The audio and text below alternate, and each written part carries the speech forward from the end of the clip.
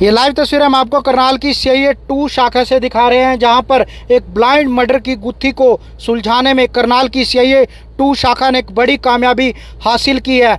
9 तारीख को पिचोलिया हेड पर एक व्यक्ति की संदिग्ध परिस्थितियों में डेड बॉडी मिलती है, जिस पर उसके गले पर रस्सी के निशान थे और रस्सी उसके गले में थी और उसके शरीर पर कई टैटू बने हुए थे और जिमवेयर उसने डाला हुआ था। और उसके बाद पुलिस की टीमें वहां पर मौके पर पहुंची थी, करनाल ब्रेकिंग न्यूज़ की टीम भी मौके पर पहुंची थी। सभी पहलुओं को लेकर वहां पर जांच शुरू की गई थी। पुलिस ने शव को अपने कब्जे में लेकर मोर्चरी हाउस में रखवा दिया था, ताकि जो व्यक्ति है उसकी पहचान की जा सके।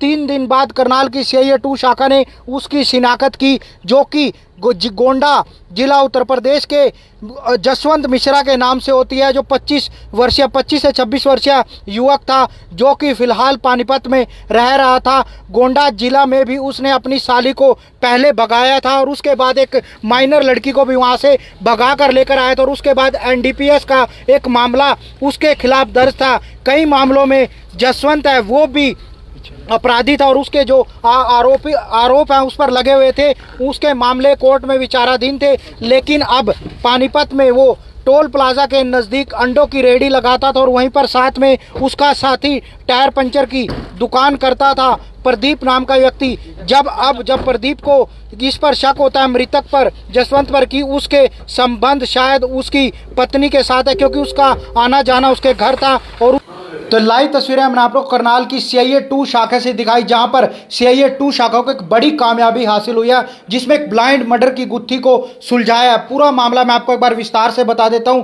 जो पिचोलिया हेड है, 9 तारीख को वहां पर एक व्यक्ति की डेड बॉडी मिलती है, जिसे संदिग्ध परिस्थितियों में देखा जाता है। वहां पर उसके गले में जो रस्सी होती है और उस पर शरीर पर चोटों के निशान होते हैं, जिसके बाद करनाल पुलिस की कई टीमें वहां पर पहुंचती और शव को अपने कब्जे में लेकर शिनाख्त के लिए रखती और उसके 2 से 3 दिन बाद उसकी शिनाख्त होती है। और पूरा मामला क्या है, जो यहाँ पर सीआईए 2 से इंचार्ज मोहनलाल जी हमारे साथ मौजूद है, उनसे बातचीत करने का प्रयास करते हैं। सर, क्या कहेंगे, क्या ये पूरा मामला था, कैसे इसको ट्रेस आउट किया और क्या इसमें कितने लोगों की गिरफ्तारी हुई? इसमें 9 तारीख को हमें एक डेड बॉडी मिली थी पिचोलिया हेड से, और उसको डेड बॉडी को लेके पहले तो वो अनआइडेंटिफाइड बॉडी थी।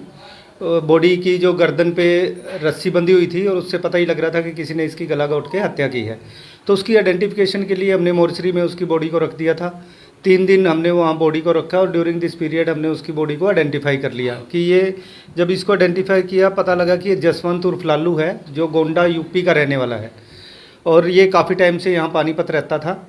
फिर हमने इसके बारे में जब पूछताछ की तो और इसका रिकॉर्ड हमने चेक किया तो इसके खिलाफ 2 हमें क्रिमिनल केस इसके दर्ज मिले। एक तो पानीपत में ये एनडीपीएस का इसके खिलाफ दर्ज है, जो पानीपत जेल में भी रहा है।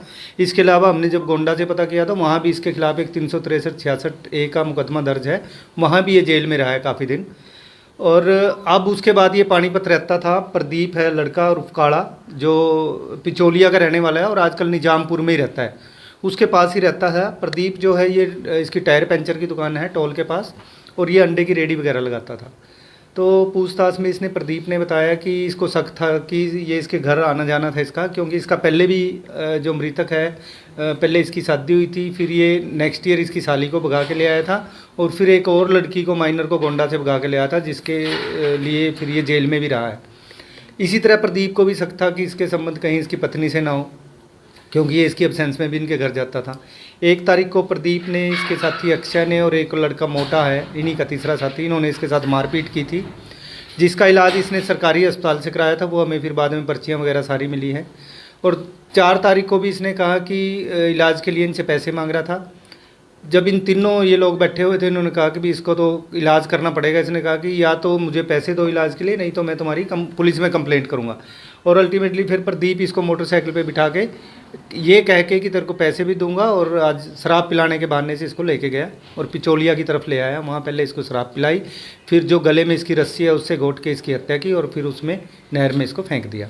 सर, जो मृतक है, जो जसवंत है, कहाँ का रहने वाला है? ये जो गोंडा का रहने वाला है बेसिकली, पहले ये गोंडा में ही इसका परिवार रहता था और वहाँ ये इसकी शादी भी हुई थी। तो पहले भी कई मामले दर्ज है इस पर? इसके खिलाफ एक गोंडा में है, जिसके उस मुकदमे में गोंडा जेल में भी रहा है एक लड़की को भगाने का, और उसके बाद फिर पानीपत में एनडीपीएस का मुकदमा है। सर कितने लोगों को गिरफ्तार किया है, कहाँ से किया सर? अभी हमने प्रदीप और एक अक्षय, 2 लड़कों को गिरफ्तार किया है, और तीसरा एक और इनका साथी है मोटा, जिसकी गिरफ्तारी बकाया है। ये इनके खिलाफ अभी फिलहाल कोई मुकदमे तो हमें नहीं मिले दोनों के खिलाफ, लेकिन ये इकट्ठे काम करते थे, वहीं इकट्ठे शराब पीते थे और इकट्ठे काम करते थे। तो क्या अगली कार्रवाई की जाएगी सर? इनको 2 दिन के हमने रिमांड पे लिया था प्रदीप को। रिमांड के दौरान इनसे फ़ोन, जो मोटरसाइकिल जिस पे लेके आया था, वो रस्सी, हमने वो चीज़ें बरामद की और आज इनको कोर्ट में पेश किया जाएगा। कब का वाकया बताया जा रहा है सर? कौन सी ये 4 तारीख को इन्होंने इसका मर्डर किया था, उसके बाद 4 तारीख को इसको नहर में फेंक दिया था, 9 तारीख को इसकी डेड बॉडी मिली थी, क्योंकि जब डेड बॉडी मिली तो वो काफ़ी गली सड़ी अवस्था में थी डेड तो बॉडी। शक के आधार पर ये मतलब बिल्कुल, क्योंकि पहले इसकी बॉडी को आइडेंटिफाई किया और फिर हमने उसके बाद इन मुलजिमों को गिरफ्तार किया। मुलजिमों ने बताया कि पहले इसको शक था, इसलिए इसके साथ मारपीट की थी,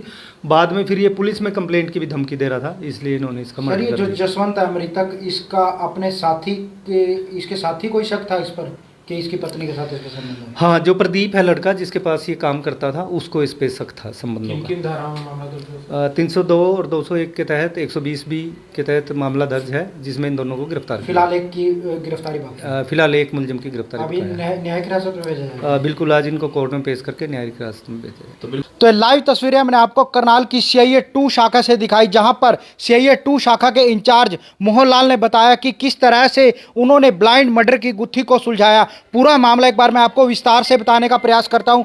9 तारीख को पिचोलिया हेड पर एक व्यक्ति की डेड बॉडी मिलती है, संदिग्ध परिस्थितियों में डेड बॉडी मिलती है। उसके गले पर रस्सी के निशान थे, जिम वेयर उसने डाला हुआ था, और उसके बाद वहां पर करनाल ब्रेकिंग न्यूज़ की टीम भी वहां पर पहुंचती है। उसके यहाँ पर कोई टैटू उसने बनवा रखा था। जब वहां पर करनाल ब्रेकिंग न्यूज़ की टीम पहुंचती है, पुलिस की टीमें पहुंचती है, व्यक्ति की शिनाख्त करने का प्रयास किया जाता है, जिसके बाद पुलिस की टीमें जो वहां पर शव को अपने कब्जे में ले लेती है और उसे मोर्चरी हाउस में रखवा देती है। और उसके 2 से 3 दिन बाद जब उसकी शिनाख्त होती है तो सामने आता है कि जसवंत मिश्रा, जो कि गोंडा जिले का, उत्तर प्रदेश का रहने वाला और पानीपत में रहता था, इस प्रकार की जानकारी मिलती है और उनके परिवार से संपर्क करने का प्रयास पुलिस की तरफ से किया जाता है। और जब उसकी गहनता से जांच की जाती है तो पता चलता है कि जसवंत भी कई मामलों में आरोपी था। पहले अपनी साली को वहां से भगा कर लेकर आया था और उसके बाद एक माइनर लड़की को भी वो गोंडा से भगा कर लेकर आया था। और इसी प्रकार से अब अपने साथी प्रदीप, जो कि पानीपत में ही रहता था, अब उसकी